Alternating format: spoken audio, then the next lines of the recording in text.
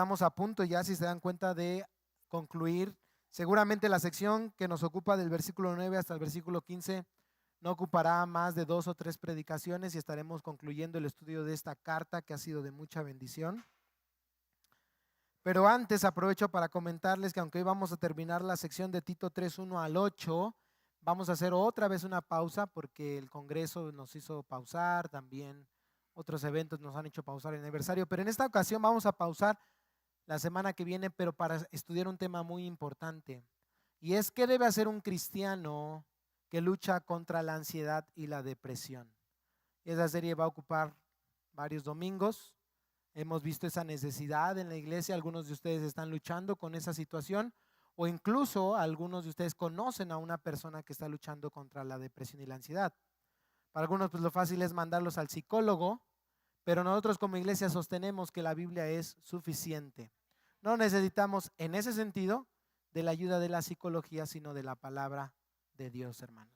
La psicología puede ayudar externamente al hombre, porque la psicología cree que el problema del ser humano está aquí, pero en realidad el problema del ser humano está aquí, en el alma, hermanos. Entonces, esta serie va a ser muy interesante.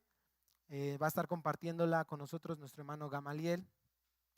Yo he visto que se ha estado preparando diligentemente, entonces les animo a no faltar las siguientes semanas. Pero bueno, vamos a concluir entonces Tito capítulo 3, versículo 1 al 8. Volvemos a leerlo y hacemos una oración. Dice así la bendita palabra de Dios, Tito 3, 1 al 8. Recuérdales que estén sujetos a los gobernantes, a las autoridades, que sean obedientes, que estén preparados para toda buena obra, que no injurien a nadie, que no sean contenciosos, sino amables, mostrando toda consideración para con todos los hombres. Porque nosotros también en otro tiempo éramos necios, desobedientes, extraviados, esclavos de deleites y placeres diversos, viviendo en malicia y en envidia, aborrecibles y odiándonos unos a otros. Pero cuando se manifestó la bondad de Dios nuestro Salvador y su amor hacia la humanidad, Él nos salvó, no por las obras de justicia que nosotros hubiéramos hecho, sino conforme a su misericordia, por medio del lavamiento de la regeneración y la renovación por el Espíritu Santo, que Él derramó sobre nosotros abundantemente por medio de Jesucristo nuestro Salvador, para que justificados por su gracia fuésemos hechos herederos según la esperanza de la vida eterna.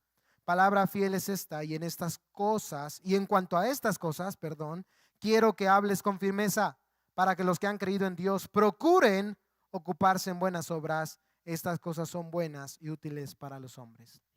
Padre, te damos gracias en este día por la bendición de estar en este lugar. En este lugar nos reunimos principalmente en este día, oh Señor, porque un día como este, tu Hijo Jesús se levantó glorioso de entre los muertos para darnos una esperanza viva. Oh Señor, tenemos tanto que agradecerte, pero a menudo lo olvidamos hacer, Señor. Pero hoy te pido, amado Dios, por esta tu iglesia, que abras nuestros oídos a tu voz, de tal manera, oh Señor, que podamos escuchar tu voz, contemplar tus bendiciones, sobre todo la gracia de Cristo, de tal manera que podamos salir de este lugar vivificados, podamos salir de este lugar bendecidos, podamos salir de este lugar con un gozo tal que podamos anunciar el evangelio en todo lugar donde tú nos has puesto. Esto lo pedimos no en otro poder, sino en el poder del Espíritu Santo, y no por nuestros méritos, sino por los méritos y en el nombre de nuestro Señor Jesucristo. Amén. En este pasaje, hermanos, el apóstol Pablo exhortó a Tito a recordar a los cretenses su deber en la sociedad, su pasado en esa sociedad, la gracia de Dios para con ellos y su misión en medio de la sociedad, predicando el evangelio a través de una vida piadosa.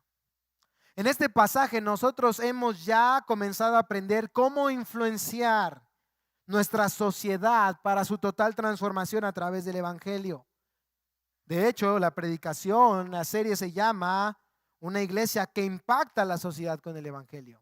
¿Cómo podemos ser esa iglesia? Dijimos en primer lugar, ustedes lo tienen anotado, recordando cuál es nuestro deber. ¿Cuál es nuestro deber? ¿Y cuál es nuestro deber según el versículo 1 y versículo 2? ¿Cuál es? Sujetarnos a nuestras ¿qué? Autoridades. En segundo lugar, servir según el versículo 2, a nuestros conciudadanos. ¿Por qué? Porque al hacer esto le mostramos al mundo, recuérdalo, que nuestra ciudadanía no está en la tierra, sino en ¿dónde? En los cielos. El mundo se siente oprimido y sale a revolucionar, sale a manifestarse, pero lo que nosotros como cristianos hacemos es humillarnos ante Dios. En segundo lugar, vamos a poder impactar nuestra sociedad con el evangelio recordando cuál fue nuestro pasado sin Cristo. No olvidándonos de dónde el Señor nos sacó. Dijimos, ¿cuál es nuestro pasado? Éramos seres corrompidos, ¿no es cierto? Dice el versículo 3, en otro tiempo éramos ¿qué? Necios, desobedientes, extraviados, esclavos de deleites, placeres diversos. Nosotros, según el versículo 2, en la última parte, debemos extender misericordia, consideración ¿a quiénes? A todos los hombres. Debemos servir a nuestros conciudadanos, incluso a aquel que nos hace mal. ¿Por qué? Porque en otro tiempo nosotros éramos iguales que ellos, o tal vez peores. Vivíamos como seres corrompidos y vidas corrompidas. Como dice al final del versículo 3, viviendo en malicia y en envidia, aborrecibles y odiándonos unos a otros. Pero no se queda ahí. Comenzamos a ver la semana pasada, hace 2 o 3 semanas, que debíamos recordar cuál era la gracia de Dios para con nosotros. No solo recordar nuestro pasado sin Cristo, sino también recordar cuál fue la gracia de Dios para con nosotros. Dijimos, ¿lo tienen anotado? En primer lugar, ¿qué hizo Dios? Él nos ¿qué? Nos salvó. Porque dice el versículo 4, pero cuando se manifestó la bondad de Dios nuestro Salvador y su amor hacia la humanidad, Él nos salvó. ¿Por lo que habíamos hecho? No, dice el texto, no por las obras de justicia que nosotros hubiéramos hecho, sino conforme a su ¿qué? A su misericordia. El Padre desde la eternidad ideó un plan. ¿No es cierto? Para salvarnos. Él sabía que Adán y Eva, nuestros padres, comerían de aquel fruto. Él lo sabía. Y no tenía diseñado un plan A y un plan B, siempre fue plan A. Él sabía que como seres humanos caeríamos, pero por su misericordia Él enviaría un Salvador. ¿Quién? Cristo Jesús, quien vivió la vida que nosotros no podemos vivir y murió la muerte que nosotros merecemos morir. Ahora, ¿eso es suficiente? En un sentido sí, pero en otro sentido no. Porque Cristo ya murió, el Padre ya envió a Cristo y ya por eso todo el mundo va a ser salvo. ¿Qué hay que hacer?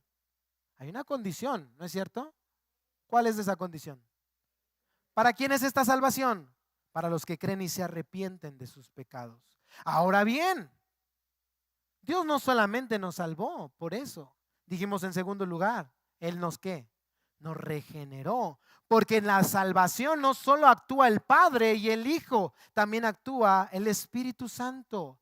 No era en un sentido suficiente que el Padre nos escogiera y que Cristo muriera por nosotros, porque esa salvación se tenía que hacer efectiva en nuestra vida. Si la condición era que teníamos que arrepentirnos y creer, tenía alguien que venir a cambiar nuestro corazón para darnos un arrepentimiento verdadero y concedernos una fe verdadera. ¿Y quién hizo eso? Lo dice el texto. No por las obras de justicia que nosotros hubiéramos hecho, sino conforme a su misericordia, por medio de ¿qué? Del lavamiento de la regeneración y la renovación por el Espíritu Santo que Él derramó sobre nosotros abundantemente por medio de Jesucristo nuestro Salvador. Esto es hermoso, ¿eh? La Trinidad nos ama tanto que esas 3 personas gloriosas, santísimas, actuaron para salvarnos. ¿Deberíamos extender gracia a aquellos que nos rodean? A ver, hermanos, no están aquí. ¿Deberíamos extender gracia a aquellos que nos rodean? Si Dios la extendió con nosotros. Recuerda, no fue que Dios dijo, ay, es que este se ve que sí se va a arrepentir, a este lo escojo. No, no fue por méritos nuestros. Es que este se ve que no le va a echar hartas ganas en la iglesia, a este lo escojo. No, Acuérdate, necios, desobedientes, extraviados, viviendo en malicia y envidia. Éramos aborrecibles, dice el texto. Sin embargo, Dios nos salvó, nos regeneró. Y en tercer lugar, y ahí continuamos nuestro estudio, Él nos justificó. ¿Por qué digo esto? Por lo que dice el versículo 7, para que justificados por su gracia fuéramos hechos, ¿qué? Herederos de la vida eterna. En estos versículos, hermanos, empezamos a encontrar el cierre de toda una idea. Pablo comenzó esa idea en el versículo 5. Observa tu Biblia, cuando él dijo, refiriéndose a Dios, Él nos salvó. Y ya nos dijo que fue en base a su misericordia y no a nuestras buenas obras y a través del Espíritu Santo. Pero él termina ahora en el versículo 7 hablando del propósito de nuestra salvación. Entonces, uniendo las dos frases para unificar la idea, diría así: Él nos salvó, ¿para qué? Para que justificados por su gracia fuéramos hechos herederos según la esperanza de la vida eterna. El propósito de la salvación en Cristo fue hacernos herederos según la esperanza de la vida eterna. Pero por lo que vemos en el texto, antes de ser herederos teníamos que ser ¿qué? Justificados. ¿Qué significa ser justificados? Este es un término judicial. Cuando Pablo usa este término, lo que él desea es traer a la mente de los lectores, como en nuestro caso hoy, un juicio donde Dios es el juez. El hombre, es decir, nosotros somos los acusados, pero en ese juicio el hombre es absuelto de sus pecados, perdonado, y en cambio, ¿sabes cómo se le declara? Justo. Esta es una frase favorita del apóstol Pablo para retratar el alcance de nuestra salvación. Los que antes eran necios, desobedientes, dice el texto, extraviados, esclavos de deleites, viviendo en malicia y envidia, aborrecibles, ahora han sido declarados justos por Dios, dice el texto.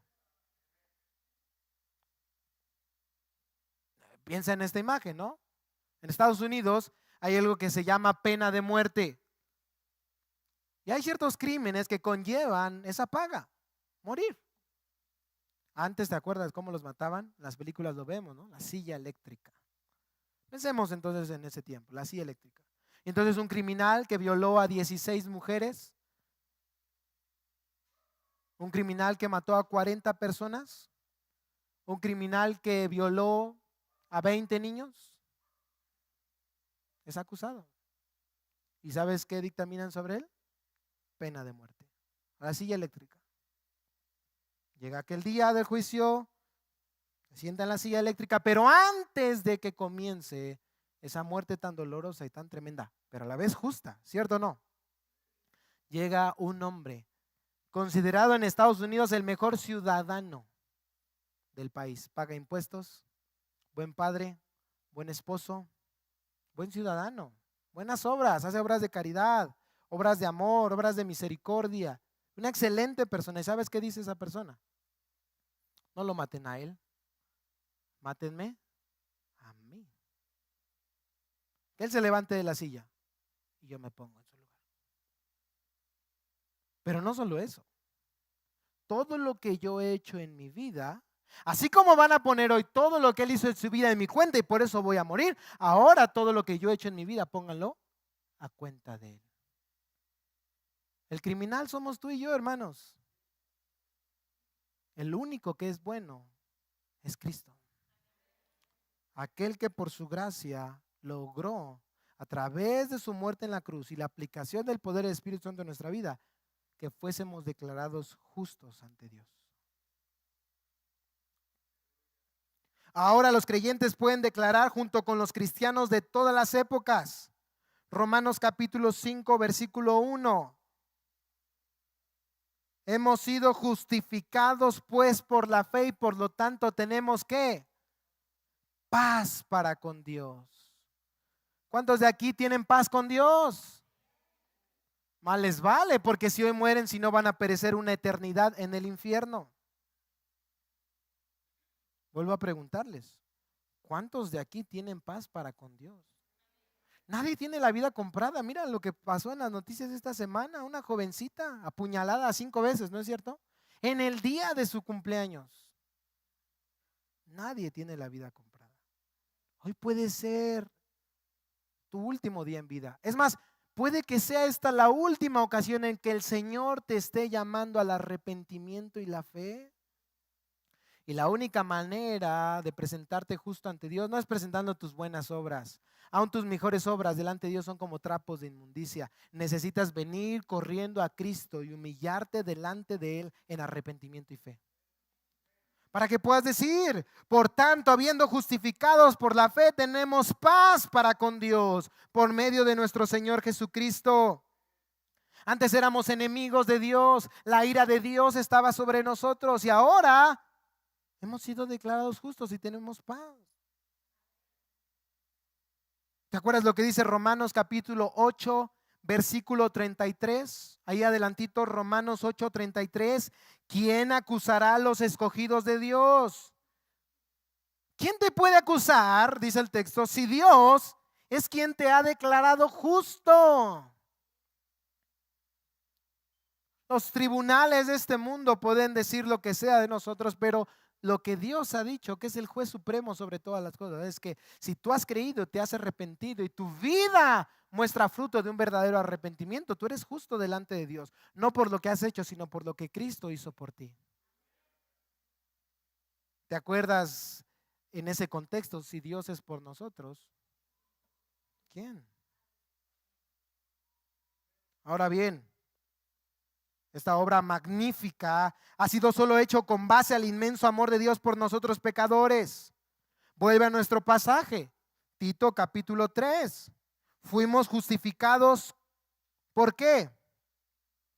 Dice el versículo 7, justificados por su gracia. ¿Qué es gracia, hermanos? Algo que no podíamos reclamar como derecho alguno. No es que tú tienes que salvar, no, discúlpame, pero no, Dios no está obligado a salvar a ninguno de nosotros. Si está obligado Dios a hacer algo, ¿sabes qué es? A ser justo. Eso va de acuerdo a su carácter. Dios no puede ir en contra de su carácter. Y si Dios decidiera enviar a toda la humanidad al infierno, ¿sería justo? Claro que sí.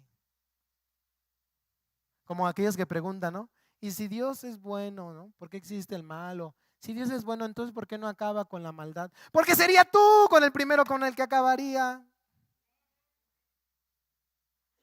Ya no estarías ni siquiera formulando esa pregunta, estarías pero en el infierno. ¿Sí me entienden? Pero gracia es algo que no podíamos reclamar como derecho alguno. Es un regalo inmerecido.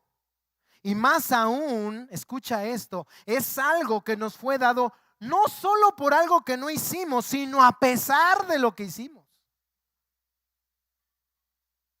sea, porque no estábamos como estáticos y Dios dijo, ay, pues no has hecho nada, pero te doy tu gracia. No, éramos necios, desobedientes, extraviados, aborrecibles y a pesar de eso, Dios nos salvó.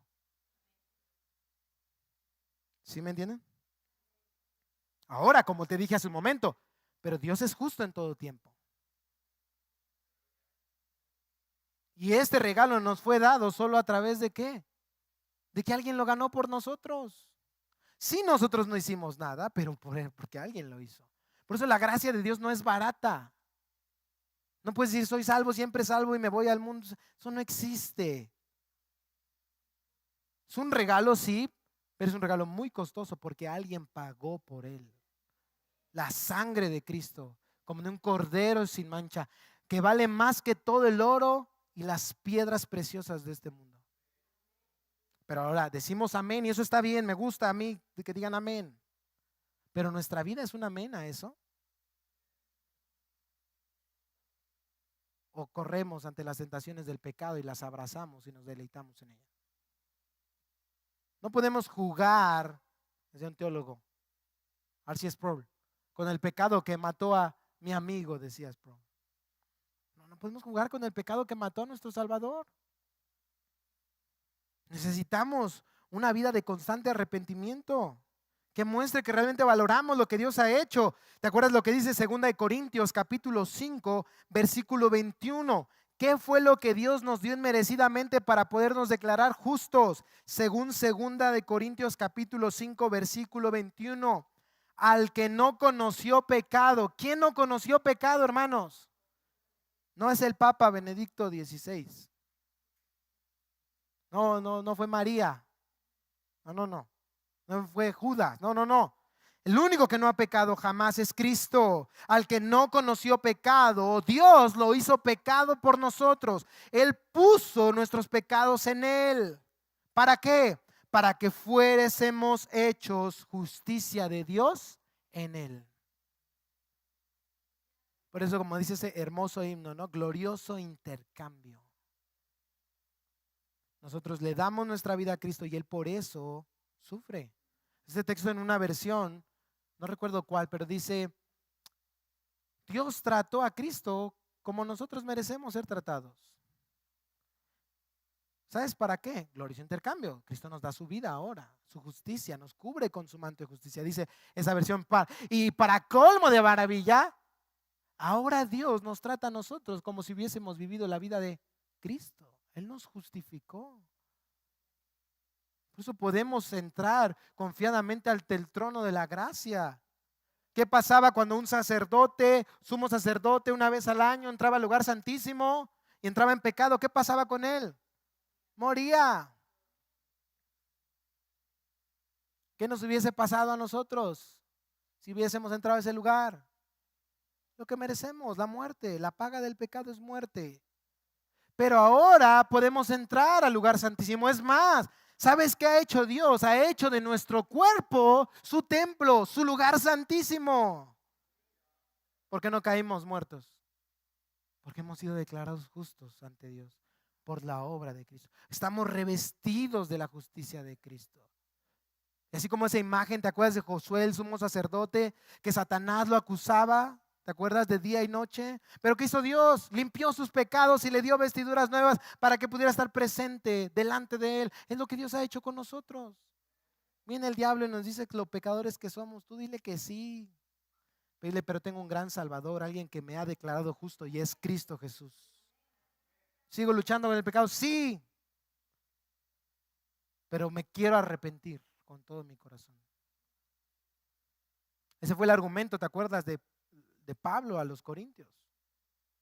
Eran una iglesia tremenda, ¿verdad? Muy problemática. Algunos incluso andaban de fornicarios, idólatras. Pero el argumento de Pablo no es: ustedes han dejado de ser templo. Es lo contrario, ustedes son templo. Y eso que están haciendo es totalmente reprobable. Es lo mismo con nosotros cuando somos partícipes del chisme, de la calumnia. Estamos prestando el oído de Cristo para oír cosas que no, la boca de Cristo para hablar cosas que no. Nos presentamos nuestro corazón para llenarlo de inmundicia, de cosas que a Dios no le agradan, guardar rencor, odio. Estamos presentando el corazón de Cristo para guardar todas esas cosas, hermanos. Y dice el apóstol Pablo: ¿acaso quitaré el miembro del cuerpo de Cristo y lo uniré a una ramera? Así dice el texto. Eso es fuertísimo. ¿Se imaginan quitar un miembro del cuerpo de Cristo y unirlo a una prostituta? Eso es muy desagradable, ¿no creen? Eso hasta suena blasfemo, ¿no es cierto? Eso es lo que hacemos tú y yo cuando nos vamos al pecado. Estamos llevando el templo del Espíritu Santo a pecar contra Dios. Y luego nos preguntamos: ¿por qué nos cuesta orar? ¿Por qué nos cuesta leer nuestra Biblia? Porque tenemos contristado al Espíritu de Dios. Hemos contristado al Espíritu de Dios. Por eso, hermanos, alguien que no se arrepiente y que persiste en su pecado no es cristiano, simple y sencillamente. Porque un cristiano no es el que no peca, es el que lucha contra el pecado. Es el que su vida manifiesta el arrepentimiento, hermanos. Esta es la gracia de Dios. Dios no solamente nos escogió y dijo: bueno, ahí está el camino, ahí está la oportunidad, de échale ganas. No. Dijo el Señor Jesucristo: nadie puede venir a mí si no es traído por el Padre. ¿Y sabías que en el griego traído habla como de una persona que está arrastrada? Cuando yo entendí ese versículo, le dije al Señor, gracias Señor por arrastrarme, y si es necesario arrastrarme 100 veces, arrástrame Señor las 100 veces, pero que nunca me aparte de tu camino, Señor. Gracias Señor, porque teniendo un corazón tan duro, tú pusiste uno de carne, Señor. Y a pesar de que yo dije muchas veces, no quiero nada con Dios. Bueno, hermano, yo decía que no, que jamás en mi vida iba a ser pastor. Heme aquí. Hasta maldecía el día que alguien me dijera pastor. Y aquí estoy. No soy yo, hermanos. No son ustedes. Es la gracia de Dios para con nosotros.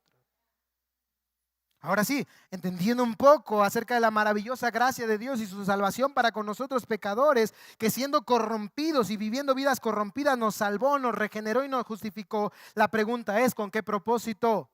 Dice Pablo una vez más, vuelve a Tito capítulo 3, versículo 7, para que fuéramos hechos herederos según la esperanza de la vida eterna. En otras palabras, ¿sabes lo que está diciendo aquí Pablo?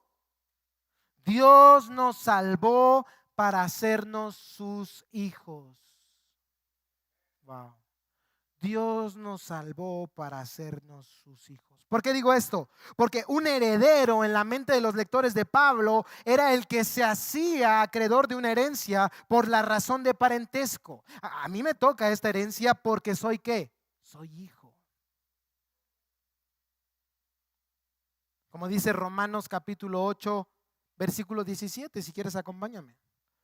Romanos capítulo 8, verso 17. Dice el texto. Romanos 8, 17. Y si somos hijos, ¿somos también qué? O sea, es lo mismo. Ahora, les cambio la frase en Tito. Si somos herederos, exactamente, es que somos hijos. Somos herederos de Dios y coherederos con Cristo porque somos hijos de Dios. El resultado de nuestra salvación, de lo que Dios ha hecho y sigue haciendo, es ser adoptados en su familia. Antes éramos enemigos, aborrecibles, hijos de ira, dice el texto. Pero ahora podemos ser llamados hijos de Dios. No, si mi papá fuera, no sé, ¿quién? Carlos Slim, me sentiría súper orgulloso, ¿no? Bueno, ¿quién de ustedes no? Así me vendría a esta iglesia. Nos haría el feo. No, pues si mi papá fuera, no sé, iba a decir Carlos Salinas de Gortari, pero zafo. Bueno, cualquier, Cristiano Ronaldo. ¿Cómo se sentirían, hermanos? El punto es, hermanos, nosotros tenemos algo más grande que eso. Eternamente, nuestro Padre es Dios. Nuestro Padre es Dios. Fíjate, ese versículo de Romanos 8, de manera completa la idea se lee desde el versículo 15. Romanos 8, 15 al 17. Pues ustedes no han recibido un espíritu de esclavitud para volver otra vez al temor, sino que han recibido un espíritu de adopción como hijos por el cual clamamos, Abba, Padre. El Espíritu mismo da testimonio a nuestro espíritu de que somos hijos de Dios. Y si somos hijos, somos también herederos de Dios, herederos de Dios y coherederos con Cristo, si es que padecemos juntamente con Él, para que juntamente con Él seamos ¿qué? Glorificados. Hermanos, somos herederos de Dios. Somos hijos de Dios. Por eso entendamos, hermanos, por qué a lo largo del tiempo podemos leer tantas biografías de gente que lo ha dejado todo por seguir a Cristo. Buena posición, buena economía a veces, si es necesario, comodidad, familia. ¿Saben que hay algo más valioso? Dios ha abierto sus ojos a una gloria más sublime, a una herencia incorruptible, dice el texto, inmarcesible, inmarchitable. Me acuerdo cuando compré el iPhone, ¿no? El 13. Oh, wow. Ya va a salir el 15. La gloria es perecedera, ¿cierto o no? Y cuando sea el 20, ¿qué va a ser? Un chicharrón, ¿cierto o no? ¿O quién quiere un iPhone 1 ahorita? Es una herencia corruptible. Pasa. Pero hermanos, la herencia que recibimos de Dios es eterna. Es eterna. ¿Y qué vamos a recibir de Dios? Es la pregunta, ¿no? ¿Herederos de qué? ¿Qué es lo que esperamos recibir? Vuelve a nuestro pasaje. Tito capítulo 3 dice, hechos herederos según la esperanza de la vida eterna. La vida eterna, hermanos, conlleva la idea de una vida futura y sin fin en la presencia de Dios. Pero más allá todavía va la idea, más allá de temporalidad, cuando la Biblia habla de vida eterna, habla de calidad. Más que de tiempo, de una vida que no tiene fin, la Biblia habla de una vida de calidad. Calidad de vida. Jesús la describió en Juan capítulo 17, versículo 3, y esta es la vida eterna, que te conozcan a ti, el único Dios verdadero, y a Jesucristo a quien has enviado. La pregunta es, ¿ya gozamos entonces de la vida eterna ahora? Sí, en un sentido. Por la obra de Cristo hemos sido reconciliados con Dios y ahora tenemos una relación con Dios. Eso es lo que más vale en el mundo. Ser conocidos por Dios, ¿cierto? Va a ser reconocido por toda la humanidad, pero ¿de qué te sirve ganar todo el mundo si al final perece tu alma? Y Dios te dice, no te conozco. Es mejor ser aborrecido por todos, pero reconocido por Dios. Yo a veces me sorprendo, o sea, pienso, ¿cuántos creyentes ha habido en la historia? Ni siquiera sabemos el número. No son 144,000, por si tenían duda. Hay más. Y digo, wow, pensar en una multitud, ese cuadro es una imagen, ¿no? Más o menos. Una multitud entre el mundo, pero que entre tantos miles Dios pueda decir, él es Emilio, mi hijo. No, hombre. Quémenme vivo si es necesario.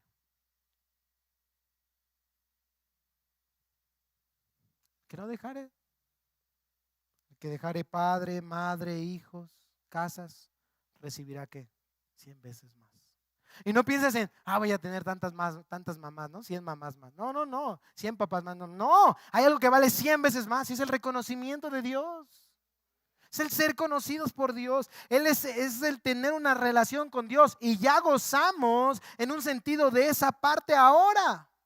Cada día conocemos más a Dios, experimentamos su amor. Esa es la vida eterna. Que nos deleitamos en ella, porque las cosas de este mundo en un sentido son placenteras, pero temporalmente. Temporalmente. Pero el tener a Dios como Padre es un deleite eterno. Ahora bien, pero si reflexionamos por un momento, nuestra relación con Dios aún no es perfecta. Nuestro conocimiento de Dios aún no es perfecto. Y esto no es un problema en Dios, sino un problema en nosotros.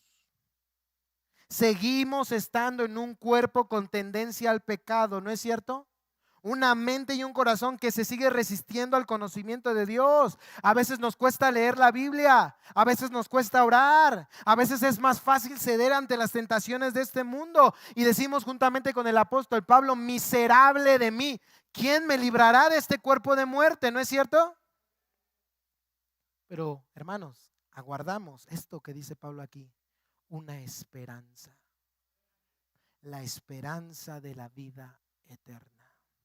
Que esto que hoy experimentamos, si ya es hermoso, tener comunión con Dios, será mucho más glorioso.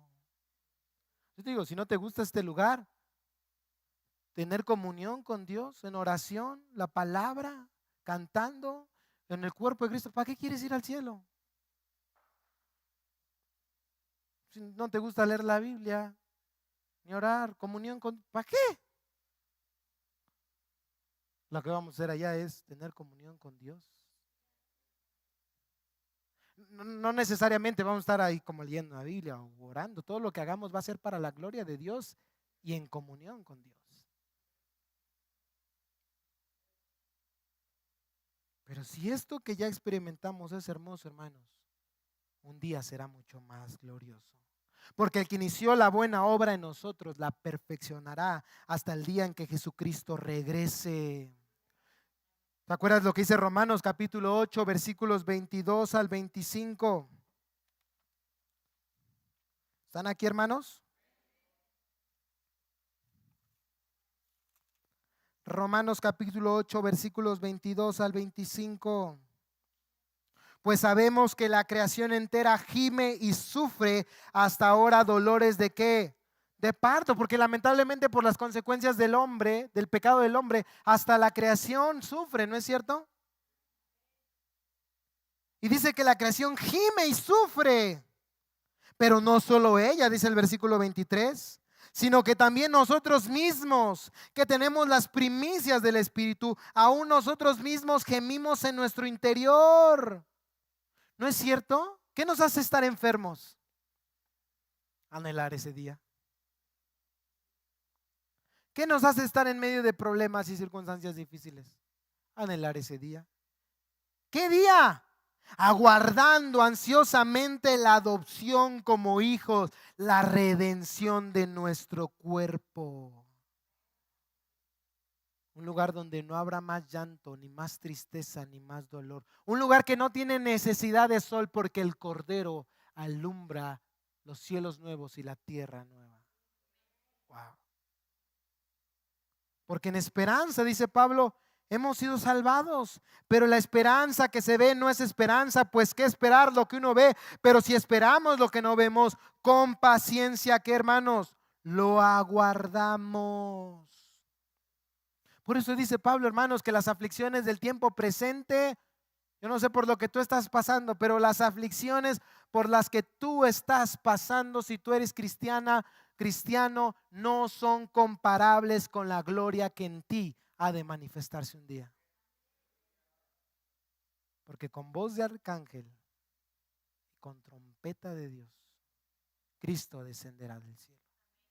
Y los muertos en Cristo se levantarán primero. Y luego nosotros seremos arrebatados juntamente con Él, para estar con Él para siempre, hermano.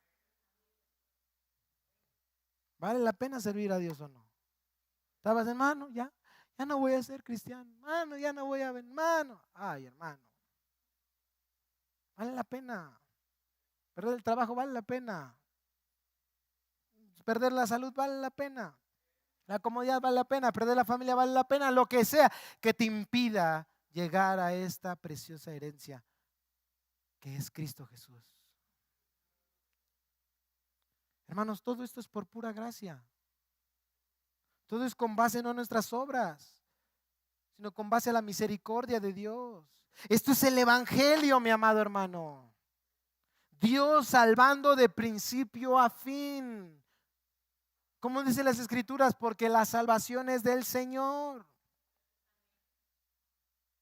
¿Quién nos escogió? Dios. ¿Quién nos llamó?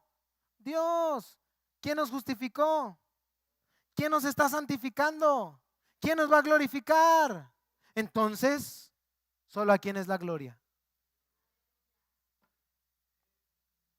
Un comentarista resume la enseñanza de estos versículos que hemos estudiado, Tito, capítulo 3, específicamente desde el versículo 5 y hasta el versículo 8. Lo resume de la siguiente manera, y cito: la perspectiva es que Dios entra en la historia con la disposición magnánima de obrar a beneficio nuestro, transformándonos ahora y haciéndonos herederos de una eternidad con Él. El logro es que somos librados de nuestra antigua esclavitud del pecado, convertidos aquí y ahora en individuos nuevos y transformados en quienes mora el Santo Espíritu de Dios, justificados así ante el tribunal del juicio de Dios y por último, constituidos herederos de una vida eterna futura. Hermanos, esto debe impactar nuestra vida. Es el evangelio y debe impactar nuestra vida. ¿Sabes con qué propósito? Que nosotros impactemos la vida de aquellos que nos rodean. Que nosotros mostremos este amor tan grande a aquellos que nos rodean. Esta misericordia, esta paciencia tan grande que el Señor nos ha tenido. ¿Cierto o no? Acuérdense lo que dijimos. Dice Pablo, éramos, pero pues a veces como que seguimos luchando con esas cosas, ¿no? ¿Y a poco Dios ya se impacientó? Como luego nosotros somos con nuestros hijos. Ya dijo, no, ya, yo te di muchas oportunidades. Llégale. ¿Ya hizo eso Dios? ¿Por qué nos impacientamos con los demás? ¿Por qué nos impacientamos con los hijos? ¿Por qué nos impacientamos contra el hermanito que, ay, cómo ronca cuando el hermano Junior predica?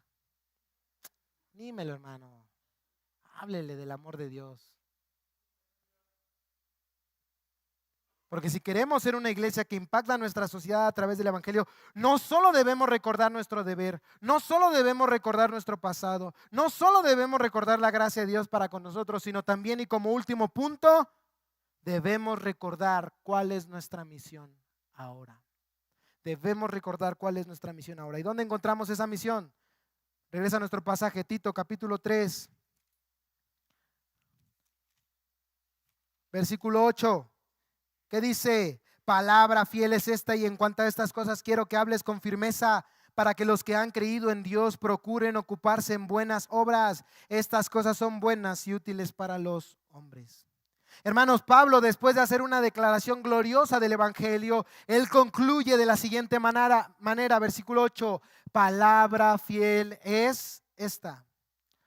Esta frase solo aparece 5 veces en el Nuevo Testamento, todas ellas en las epístolas pastorales, 4 en las cartas a Timoteo y una aquí en Tito. Y esta palabra o esta frase sirve para enfatizar lo que se va a decir a continuación, o como en este caso, lo que se acaba de decir. ¿Qué acaba de decir Pablo? No lo olvides, él acaba de dar una definición hermosa del Evangelio, y él dice palabra fiel o digna de confianza es esta. Se dice incluso que Pablo usó en esta sección de Tito una porción de un himno o liturgia bien conocida entre la iglesia primitiva y la llamó de esta manera, palabra fiel. ¿Cuál fue la porción que Pablo usó de un himno o liturgia de la iglesia primitiva para definir el Evangelio? Lo que acabamos de leer, versículos 5 al 7. ¿Te imaginas? Imagínate esta porción de la Biblia en un himno cantado por la iglesia primitiva. Él nos salvó, no por las obras de justicia que nosotros hubiéramos hecho, sino conforme a su misericordia, por medio del lavamiento de la regeneración y la renovación por el Espíritu Santo, que Él derramó sobre nosotros abundantemente por medio de Jesucristo nuestro Salvador, para que justificados por su gracia fuésemos hechos herederos según la esperanza de la vida eterna. Es hermoso esta porción, ¿cierto o no? Pero no solo es hermosa, dice Pablo, es digna de confianza. Es una palabra que fiel. Es algo a lo que debemos prestar atención, dice Pablo. Es algo en lo que Pablo está haciendo un énfasis en la buena noticia de lo que Dios ha hecho y sigue haciendo en todo el mundo para salvar a pecadores como tú y como yo. ¿Y sabes por qué Pablo quiere hacer énfasis? ¿Sabes por qué Pablo dice palabra fiel? Porque esa es la fuente, hermanos, de donde nace nuestro actuar como creyentes. El Evangelio es la fuente de donde nace nuestro actuar como creyentes. Por eso Pablo dice, palabra fiel es esta, y continúa diciendo, y en cuanto a estas cosas quiero que hables con firmezas. ¿Qué cosas? ¿Qué cosas quiere Pablo que hable con firmeza? Ya no solo lo que dicen los versículos 5 al 7, sino desde el versículo 1. ¿Cuál es nuestro deber? Recuérdalo. Sujetarnos a nuestras autoridades y servir a nuestros conciudadanos. Mostrar misericordia a aquellos que incluso nos hacen ¿qué? Mal. Dice Pablo, Tito, necesitan insistir. Necesitas predicar acerca de eso. ¿Y hazlo con qué? Con firmeza. No solamente recordar nuestro deber, recordar nuestro pasado, hermanos. Debemos estar constantemente recordando quiénes éramos sin Cristo para mantenernos humildes y dependientes de la gracia de Dios. Pero no solo nuestro deber y nuestro pasado, Debemos hablar con firmeza acerca de la gracia de Dios para con nosotros. Él nos salvó, Él nos regeneró, Él nos justificó por su misericordia. Dice Pablo, en cuanto a estas cosas quiero, nota la autoridad del apóstol, quiero, dice él, que hables con firmeza. O en otras palabras, que enseñes con certeza sabiendo que es verdad. Tito, ¿estás seguro de lo que enseñas? Porque esta es palabra, ¿te acuerdas? Fiel. Solo aquellos, hermanos, que hemos tomado la responsabilidad que tiene en realidad todo creyente de predicar la palabra, podemos entender la necesidad de que Tito recibiera estas palabras específicas por el apóstol. Cuando uno predica la palabra, hermanos, ¿sabes qué? Se levanta oposición. Mucha oposición. Te encuentras con la calumnia, la crítica y el enojo de muchos. Mira al que tienes al lado y te darás cuenta. No es cierto. Pero lo que está aquí, hermanos, en la Biblia, ¿sabes qué es? Es la bendita palabra de Dios. Esta es la bendita palabra de Dios. Este es el evangelio, es la palabra fiel y por lo tanto cuando lo hablamos, le dice Pablo a Tito, debemos hacerlo con firmeza. Con firmeza, sin dudar, sin temor. ¿Con qué propósito, hermanos? ¿Llenar nuestra cabeza de información? No. Va más allá, dice el texto, para que los que han creído en Dios procuren ocuparse en ¿qué? Buenas obras. Recuerdo muy bien, hermanos, el comentario de una persona hace ya varios años, después de exponer unas predicaciones sobre cómo podíamos ver a Cristo como el centro de toda la Biblia, incluso desde el Antiguo Testamento, y cómo su sangre, hermanos, podía limpiar a cualquier pecador. Esta persona que se me acercó me dijo, hermano, está bien que nos hable de la cruz y de Cristo, pero esos son los primeros rudimentos. Nosotros necesitamos alimento sólido, me decía él. Amada familia, Pablo acaba de hacer, ¿qué, hermanos? Una declaración magistral ¿de qué? Del evangelio. ¿A los incrédulos? ¿Pablo está escribiendo a incrédulos? ¿A los paganos? ¿A los que no han creído en Dios? ¡No! Yo no digo que ellos no necesitan el evangelio. Los incrédulos necesitan el evangelio, pero nosotros también seguimos necesitando del evangelio. Como dice el texto, los que hemos creído en Dios, aún seguimos tan necesitados del evangelio como la primera vez que lo oímos. Él dice, Pablo, Tito, habla con firmeza, recuérdales su deber, recuérdales su pasado, recuérdales la gracia de Dios, pero sobre todo recuérdales el evangelio. Recuérdales del amor tan grande mostrado en aquella cruz del Calvario, su cuerpo crucificado, su sangre derramada, el pecado expiado y la paz con Dios ganada. Recuérdales el evangelio, Tito. Recuérdales el evangelio, Emilio. Recuérdales el evangelio, hermano, hermana. ¿Sabes por qué? Porque a diario se nos olvida. ¿Cuándo?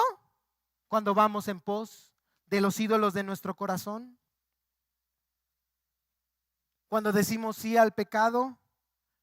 Cuando nos olvidamos de las santas leyes de Dios. Cuando le damos lugar al orgullo en nuestro corazón. Nos olvidamos del evangelio. Las personas se olvidan de aquel que, herido por sus verdugos, clamó perdón para ellos cuando ellos mismos no pueden perdonar a aquellos que les han ofendido. Se les hace tan difícil. Necesitan el evangelio. Se olvidan de aquel que por nuestros pecados fue llevado al matadero como un cordero manso, humilde y que no abrió su boca ni profirió maldición con su boca a aquellos que le injuriaban. ¿Sabes cuándo? Cuando ellos maldicen a aquellos que no viven de acuerdo a sus estándares. Se olvidan de aquel que lavó los pies a quienes más tarde lo traicionarían. Cuando se niegan a hacer el bien a aquellos que lo necesitan porque estos les han hecho un mal. Lo veíamos en un curso de diaconado, hermanos. Jesús lavó los pies a Judas Iscariote.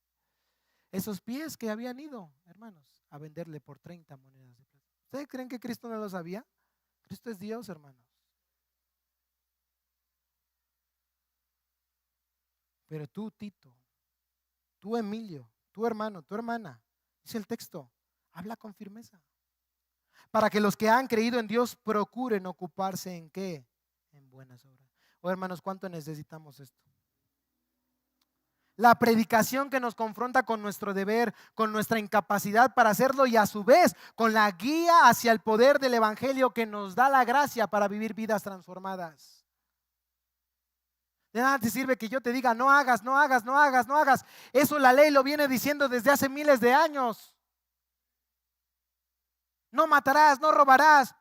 Y lo seguimos haciendo.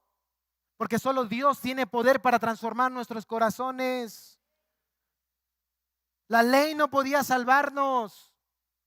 No porque la ley sea mala, porque nosotros somos malos. La ley no podía salvarnos. Pero Cristo, hermanos, tiene poder para salvar. Cristo tiene el poder, hermanos, para transformar tu vida. Para transformar a tu familia, tu sociedad, tu país entero. El Evangelio, hermanos, de Cristo tiene poder. Porque es verdad, hermanos, que no fuimos salvos por nuestras buenas obras, pero también es verdad que fuimos salvos para buenas obras. Discúlpame, pero alguien que ha conocido el amor tan grande de Dios no va a echarse a la cama, no va a venir solo a calentar una silla, no se va a sentar a rascarse la panza, no, va a decir como Isaías, heme aquí, Señor, envíame a mí, como Pablo, Señor, aquí estoy, ¿qué quieres que haga?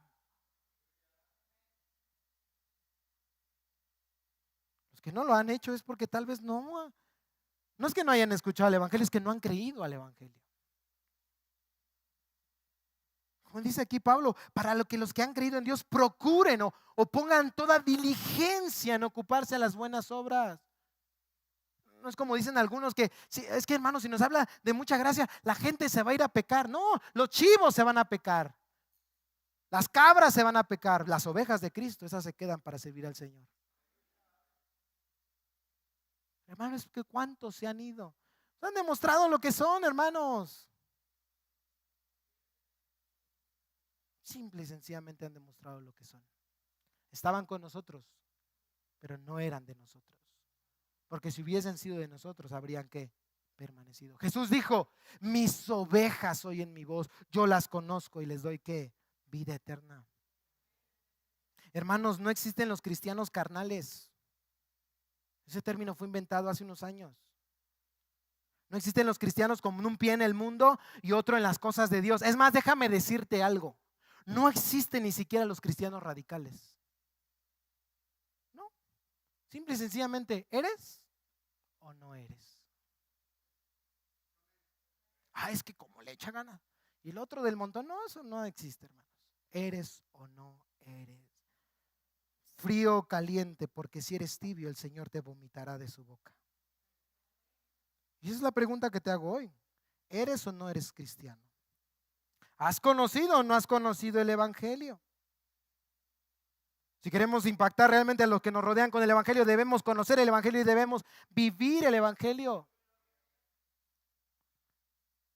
Winston Churchill, un famoso primer ministro de Inglaterra que estuvo al lado de la reina Isabel en la Segunda Guerra Mundial, decía lo siguiente: yo no escucho lo que dice la gente, solo observo lo que hacen. El comportamiento nunca miente. Podemos decir muchas cosas con nuestra boca, hermanos, pero ¿qué dicen nuestros frutos? Mientras quieres responder esa pregunta, déjame ayudarte con la Biblia. Santiago capítulo 3, versículos 11 al 13. ¿Están aquí, hermanos? Vengo muy filoso porque no voy a predicar durante varias semanas, hermanos. Tenía que desquitarme hoy. Santiago capítulo 3, versículos 11 al 13. ¿Ya lo tienen? No somos nosotros, hermanos, es la palabra. ¿Quieres saber si eres cristiano? Examina tu vida a la luz de este texto. Con ella, dice Santiago 3:11, con ella, ¿de qué está hablando? De la lengua. Con nuestra lengua bendecimos a nuestro Señor y Padre. Y con ella maldecimos a los hombres que han sido hechos a la imagen ¿de qué? De Dios. De la misma boca proceden, dice Santiago en el versículo 10. Estamos desde el 9, ¿verdad? Santiago 3:9. ¿Sí estamos ahí? Perdón, estaba leyendo el versículo 11. Dice el versículo 10. De la misma boca proceden bendición y maldición. Hermanos míos, esto no debe ser así. ¿Acaso una fuente echa agua dulce y amarga por la misma abertura? ¿Cuál es la respuesta? No. ¿Acaso, hermanos míos, puede una higuera producir aceitunas o una vid higos? ¿Cuál es la respuesta? No. Tampoco la fuente de agua salada puede producir agua dulce. Pregunta Santiago, ¿quién es sabio y entendido entre ustedes? No, hermanos, es que yo estudié un doctorado. Like. Chido. No, hermanos, es que yo llevo 35 años en el evangelio. Chido. No, hermanos, es que yo serví como cantante, como predicador, como pianista, como guitarrista, como... Chido. ¿Crees en Dios? Dice Santiago. Y casi suena él. Bravo. Bien haces. También los demonios creen y hasta tiemblan. Sin embargo, no tienen una fe verdadera. Una fe que salva. La fe de ellos es solamente intelectual, como la de muchos. Conocen a Dios de oídas nada más. O conocen de Dios más bien antes de conocer verdaderamente a Dios. Porque ¿te acuerdas lo que dice Santiago? Una fe que no tiene obras es una fe ¿qué? Muerta. ¿Quién es sabio y entendido entre ustedes? Que muestre por su buena conducta sus obras en sabia mansedumbre. No, que no hablen tus palabras, hermanos, que hablen tus hechos. Es verdad, hermanos, que no seremos salvos por nuestras obras, pero ¿sabes qué? Sí seremos juzgados conforme a nuestras obras. ¿No me crees? Ve lo que dice Romanos capítulo 2, versículos 6 al 10.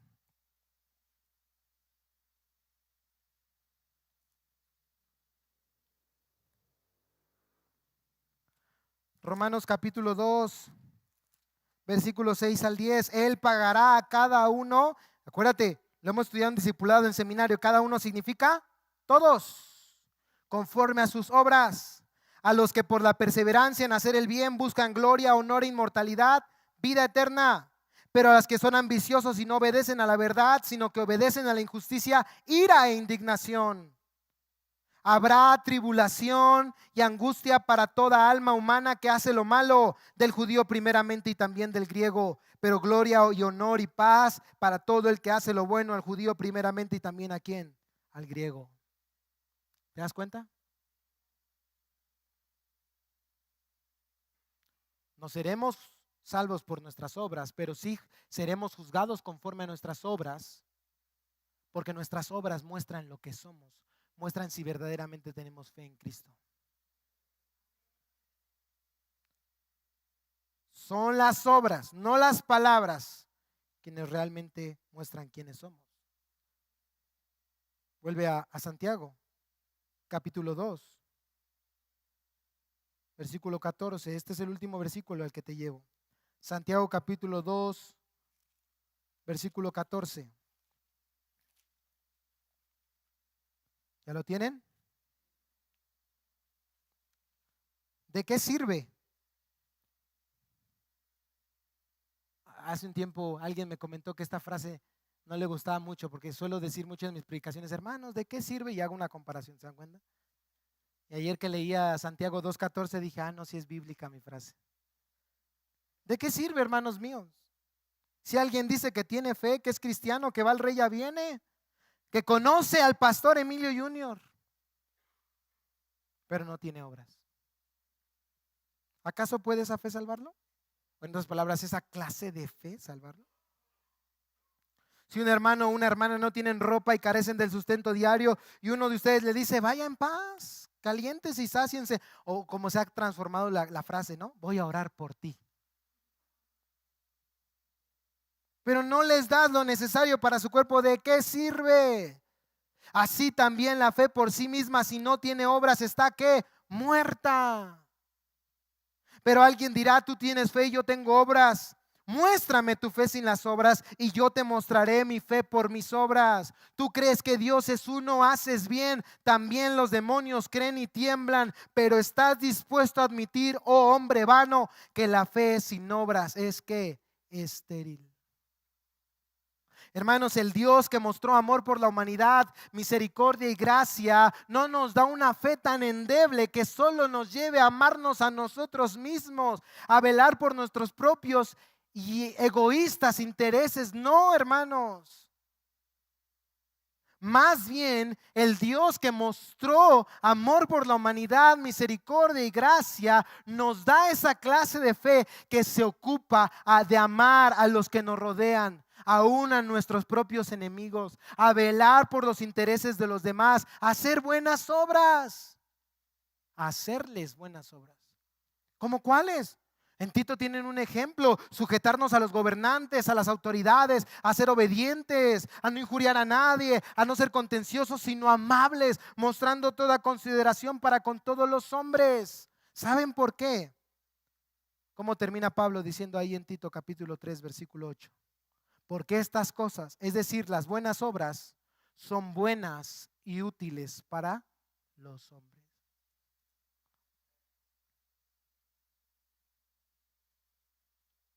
Y es aquí, hermanos, ya no quiero regresar a este punto, pero a veces creo que todavía es necesario. La importancia de la predicación de la sana doctrina, hermanos. Porque la sana doctrina nos hace actuar. Perdón, hermanos, una vez más, pero no tomar Coca-Cola, no ver tele los sábados, no usar pantalón ni usar aretes, no comer moronga, ¿en qué es de utilidad a los que nos rodean? O sea, pregunta seria, ¿eh? O sea, ¿cómo eso impacta la sociedad?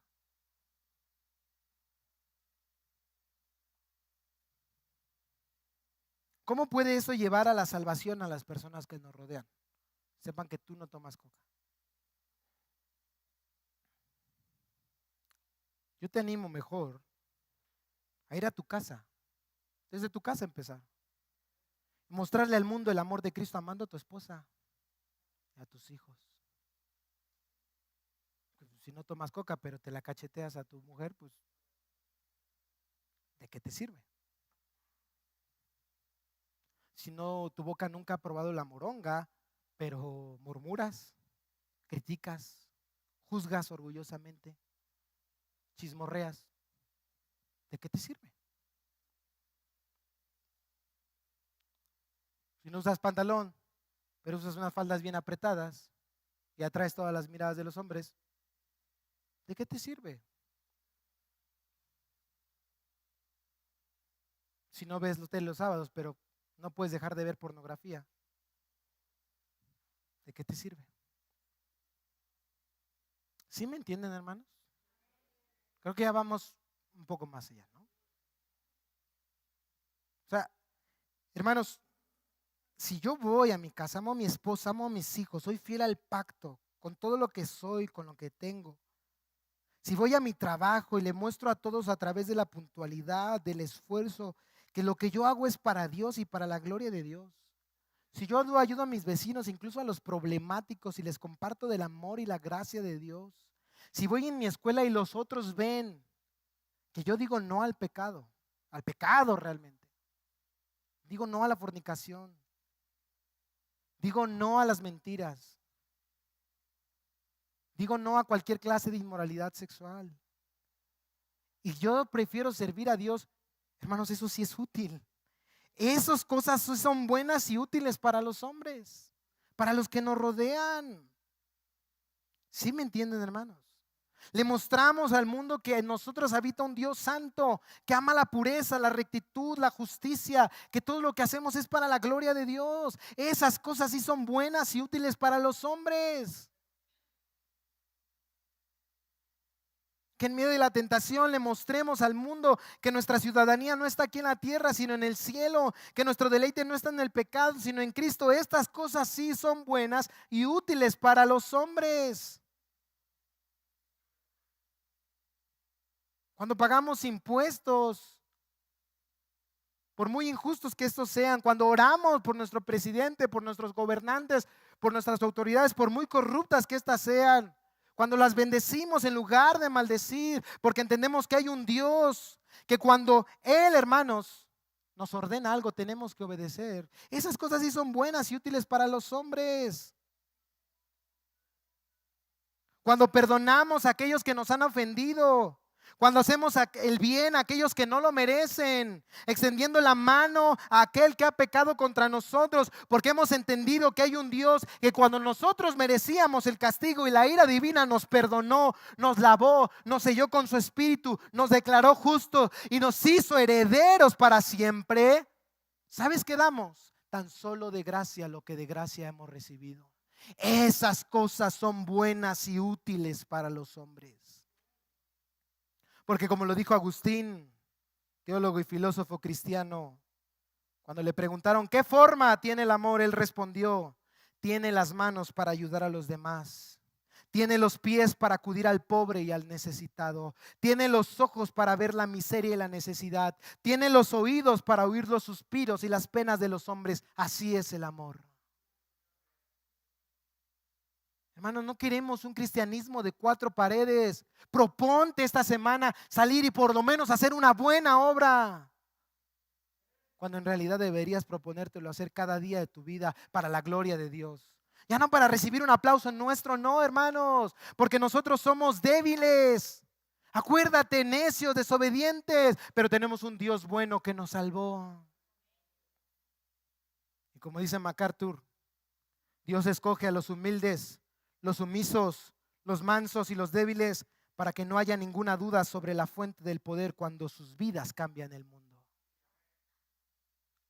¿Sabes cuál es la fuente? El amor de Dios, Dios mismo. Y ese amor queremos dar a los demás. Hoy mismo, hermanos, proponte hacer una buena obra para la gloria de Dios. Deja de calentar una silla. De nada te sirve. Y muestra el amor de Dios. ¿Y qué es el amor? Finalmente, como enseña 1 Corintios 3 en una muy bonita pero extinta versión llamada Al Día. Escúchalo bien. Si yo tuviera el don de hablar en lenguas extrañas, si pudiera hablar en cualquier idioma celestial o terrenal y no tuviera amor hacia los demás, lo único que haría sería ruido, dice la Biblia al día. Si tuviera el don de profecía y supiera lo que va a suceder en el futuro, si supiera absolutamente de todo y no tuviera amor hacia los demás, ¿de qué me serviría? Y si tuviera una fe tan grande que al pronunciar una palabra los montes cambiaran de lugar, de nada serviría sin amor. Si entregara a los pobres hasta el último bien terrenal que poseyera, si me quemaran vivo por predicar el evangelio y no tuviera amor, de nada me serviría. El amor es paciente, es benigno. El amor no es celoso ni envidioso. El amor no es presumido ni orgulloso. No es arrogante ni egoísta ni grosero. No trata de salirse siempre con la suya. No es irritable ni quisquilloso. No guarda rencor. No le gustan las injusticias y se regocija cuando triunfa la verdad. El que ama es fiel a ese amor, cuéstele lo que le cueste. Siempre confía en la persona amada, espera de ella lo mejor y la defiende con firmeza. Un día se dejará de profetizar, de hablar en lenguas, y el saber ya no será necesario, pero el amor, ese, hermanos, existirá para siempre. Padre bendito, nosotros decimos amén a esa palabra, porque si el amor, Señor, va a perseverar para siempre, no es porque nosotros te hayamos amado, sino porque tú nos amaste primero, Señor. Y desde antes de la fundación del mundo, Señor, tú pudiste ver en tu presciencia la vida, Señor, de la humanidad de principio a fin. Y ahí estábamos, Señor.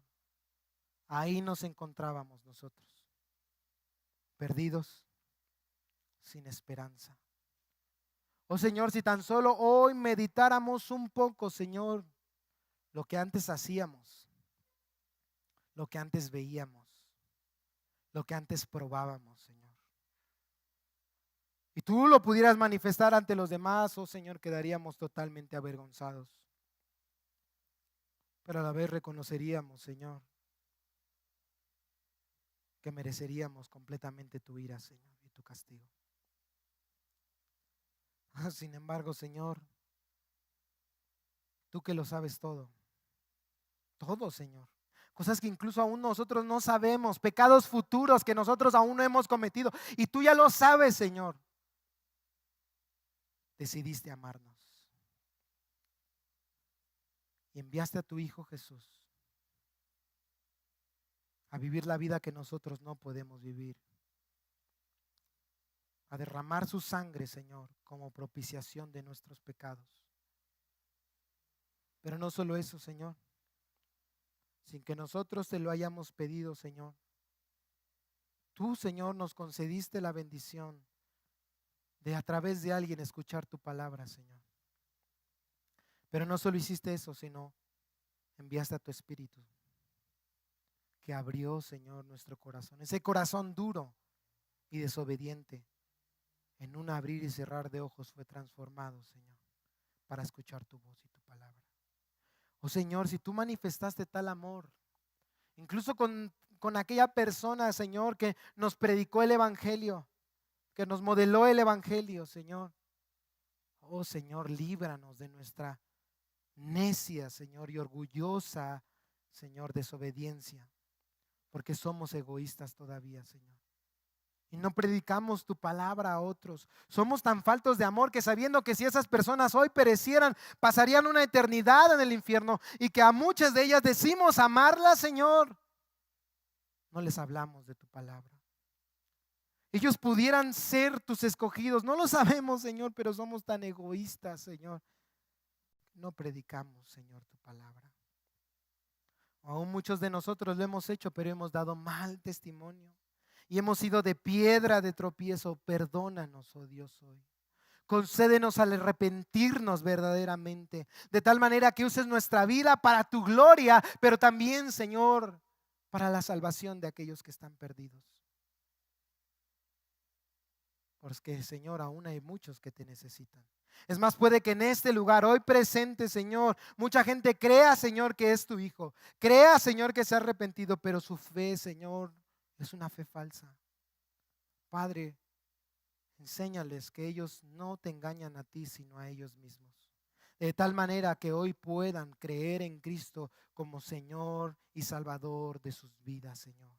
De tal manera, Señor, que ese arrepentimiento, esa fe, a través del poder de tu Espíritu, venga a transformar sus corazones. Y todos a una voz, Señor, podamos confesar: palabra fiel es esta y digna de ser recibida por todos, que Cristo Jesús vino al mundo a salvar a los pecadores, de los cuales yo soy el primero.